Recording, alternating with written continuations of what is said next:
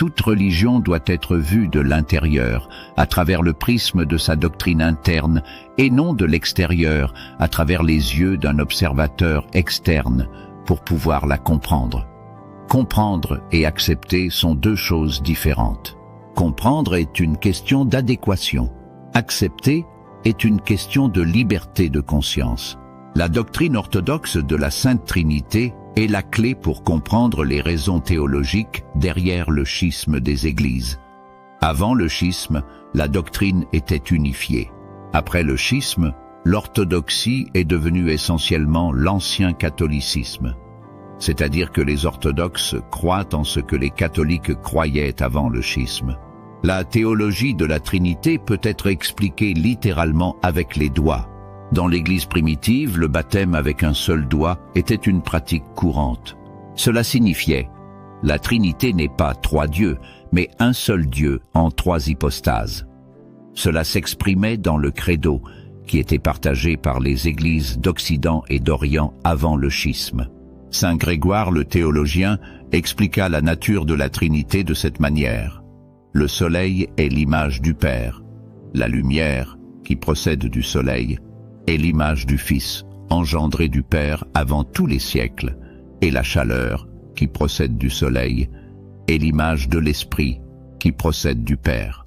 Cependant, c'est un seul soleil qui irradie simultanément à la fois la lumière et la chaleur, et tout cela est un dans l'essence. Le baptême avec deux doigts signifie « Dieu n'est pas mort, car la Trinité est un seul Dieu, et il ne peut pas mourir. » Si Christ n'est que Dieu, sans une véritable nature humaine, alors c'est Dieu le Fils qui est mort sur la croix. Et si Dieu est mort, alors la Trinité n'est pas un seul Dieu, mais trois. En essence, cela est un rejet du monothéisme et un retour au polythéisme païen. Ainsi, l'essence du signe des deux doigts est la suivante. Ce n'est pas Dieu qui est mort sur la croix, mais l'homme Jésus-Christ. La divinité de la Trinité est immortelle. Elle ne meurt pas et ne souffre pas, car la Trinité est un seul Dieu. Mais Christ a accepté la mort en tant qu'homme et est ressuscité pour sauver l'humanité. Voici l'essence de l'enseignement du 4e concile œcuménique de Chalcédoine, où le pape Léon le Grand, à travers son tome, affirma la doctrine des deux natures du Christ comme l'enseignement unifié des églises d'Orient et d'Occident. Il est vénéré comme saint à la fois par les orthodoxes et les catholiques. À cette époque, c'était une seule église. Les papes de Rome avant le schisme étaient la pierre angulaire de l'unité dogmatique de l'Église. Leur enseignement et leur participation au concile œcuménique ont été essentiels dans la formation de la doctrine orthodoxe de la Sainte Trinité. En même temps, toutes les grandes hérésies qui niaient la doctrine selon laquelle la Trinité est un seul Dieu sont originaires de l'Orient. Exemple, le nestorianisme qui nie le titre de Mère de Dieu pour la Vierge Marie et l'unité de l'hypostase du Christ. Antioche, Syrie. L'arianisme nie la doctrine des deux natures en Christ, affirmant qu'il est un être créé et non pleinement divin. Cette hérésie est née à Alexandrie, en Égypte. Le monophysisme est l'extrême opposé, car il nie la doctrine des deux natures en Christ et affirme qu'il a une seule nature, qui est divine. Égypte, Syrie.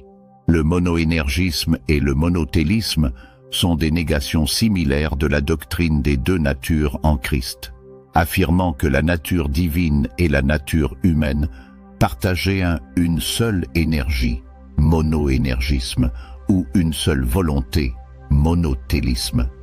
Constantinople. Qu'est-ce qui les unit tous?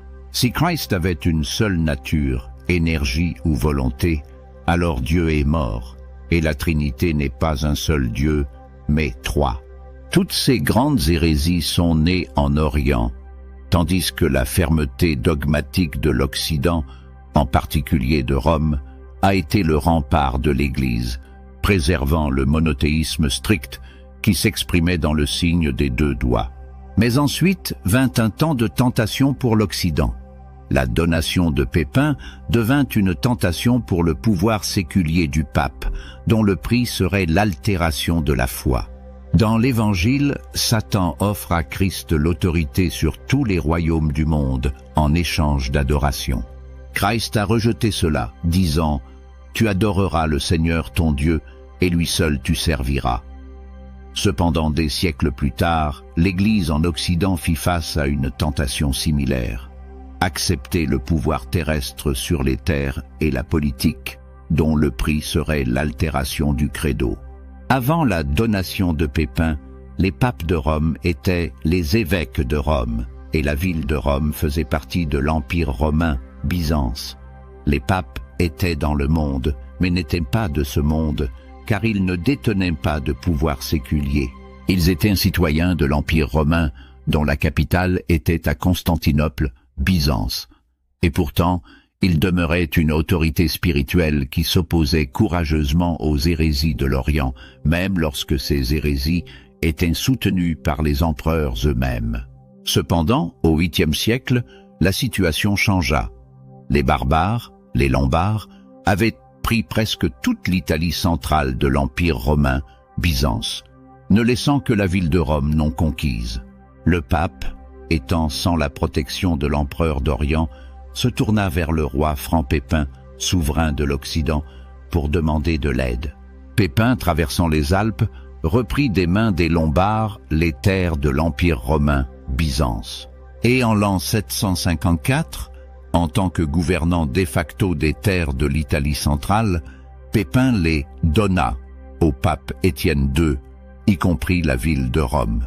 Cependant, la ville de Rome n'avait pas été conquise par les barbares et demeurait légalement un territoire de Byzance. Ainsi, Pépin donnait ce qu'il n'avait pas conquis, et le pape recevait ce qu'il n'avait aucun droit de réclamer. De cette manière, le pape s'appropria les terres de l'Empire romain, Byzance. Cela représentait, en essence, le cadeau du pouvoir temporel auquel le Christ avait renoncé en son temps. En acceptant ce cadeau, le pape est devenu un dirigeant séculier et est tombé sous la dépendance de la dynastie carolingienne. Il ne pouvait plus refuser au fils de Pépin, Charlemagne, dans son innovation hérétique. Charlemagne condamna la vénération des icônes proclamée par le 7e concile œcuménique et, pour la première fois après l'année 809, introduisit officiellement l'ajout du filioque au credo, sans un concile œcuménique, uniquement par décision de ses évêques. Ce texte fut connu sous le nom de « Livre de Charlemagne », Libri Carolini. Les hérétiques de l'Orient étaient astucieux, mais même eux n'osèrent pas altérer le texte du credo. Ils se contentèrent de déformer son interprétation par un subtil mensonge. Mais ici, de manière grossière et effrontée, Charlemagne, un laïc et roi des Francs, modifia simplement l'essence de la foi en introduisant le filioque, l'ajout de « et du Fils » à la doctrine de la procession du Saint-Esprit. Ce n'est pas simplement une erreur dogmatique, c'est un rejet direct du monothéisme. Si l'Esprit procède aussi du Fils, alors il est dépendant, ce qui signifie que la Trinité n'est pas un seul Dieu, mais trois divinités inégales. En essence, cela ressemble à une sorte de théologie des poupées imbriquées. Le Père est le Dieu principal, la plus grande poupée. Le Fils est le Dieu intermédiaire. Et l'Esprit est le Dieu le plus petit, qui procède de la deuxième poupée, et du Fils, filioque. Il serait difficile d'inventer une hérésie plus absurde. Et cette absurdité est aussi procédurale. Altérer le credo sans un concile œcuménique est comme changer la constitution sans quorum, simplement par décision d'un chef local de district, Charlemagne. Et ici, le pape se retrouva dans un piège. Il avait signé personnellement les décisions du 7e concile œcuménique. Que devait-il faire avec Charlemagne, qui rejetait les décrets du concile? Devait-il maintenant se soumettre au drapeau de Charlemagne, même en matière de foi? Jusqu'au 8e siècle, le pape de Rome occupait la première place en honneur parmi les patriarches de l'orthodoxie, mais il ne détenait aucun pouvoir temporel, servant comme fonctionnaire de l'État de l'Empire romain, Byzance, et restant soumis à celui-ci dans toutes les affaires, sauf en ce qui concerne la foi. Il accomplissait littéralement le commandement « Rendez à César ce qui est à César, et à Dieu ce qui est à Dieu », sans craindre les empereurs de la nouvelle Rome Constantinople lorsqu'ils succombaient à l'hérésie et défendaient la vérité avec un courage inflexible, acceptant même la croix de la souffrance.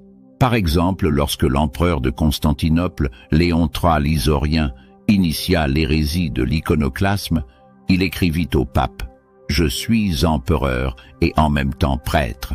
Le pape Grégoire III répondit comme il se doit à un évêque de l'Église face à un homme politique. Les dogmes de l'Église ne sont pas l'affaire de l'empereur, mais celle des évêques. Les empereurs doivent rester en dehors des affaires ecclésiastiques, tout comme les évêques restent en dehors de la politique. Cependant, tout changea lorsque les papes de Rome acceptèrent un cadeau de celui qui avait tenté le Christ, donné à travers Pépin. Les papes cédèrent à la tentation du pouvoir sur les rois, mais le prix en serait la modification de la foi. Ainsi, en l'an 800, le pape Léon III couronna Charlemagne comme empereur de l'Empire romain. Ce faisant, pour la première fois, le pape revendiqua pour lui-même le droit de nommer un César. Un droit que les papes n'ont jamais possédé, ni par le canon, ni par la tradition. Et bien que Léon III ait rejeté le filioque, allant même jusqu'à faire graver le credo sans cet ajout et l'exposer aux portes de la basilique Saint-Pierre pour déclarer que la vérité et l'enseignement de l'Église n'avaient pas changé, cette question a cessé d'être évangélique. Elle est devenue satanique. Est-il licite de rendre hommage à César sous forme d'altération de la foi? En opposition à l'hérésie du filioque, qui violait l'égalité des personnes de la Trinité, l'orthodoxie affirma la foi en l'unique Dieu en trois hypostases à travers une expression symbolique, reflétée dans la transition du signe des deux doigts au signe des trois doigts.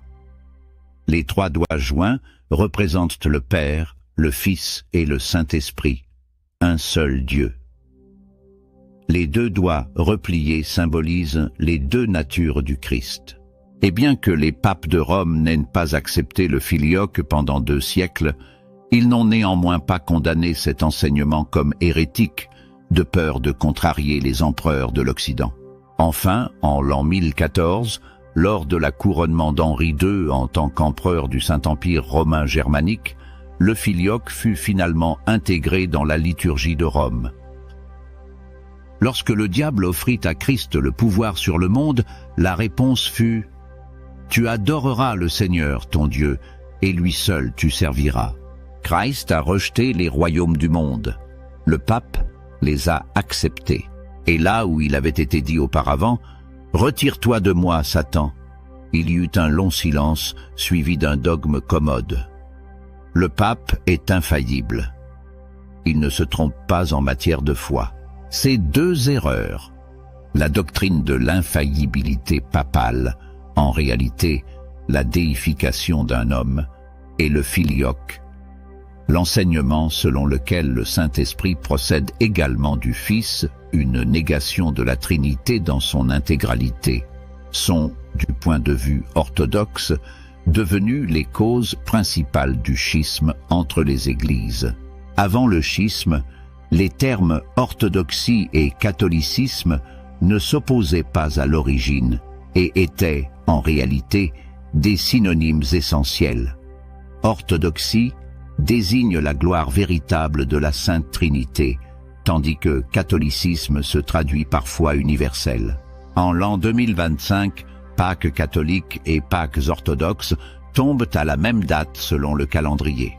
Maintenant, nous ne pouvons qu'attendre que cette coïncidence se produise également dans la doctrine, à travers un retour à la foi des pères de l'Occident, qui a été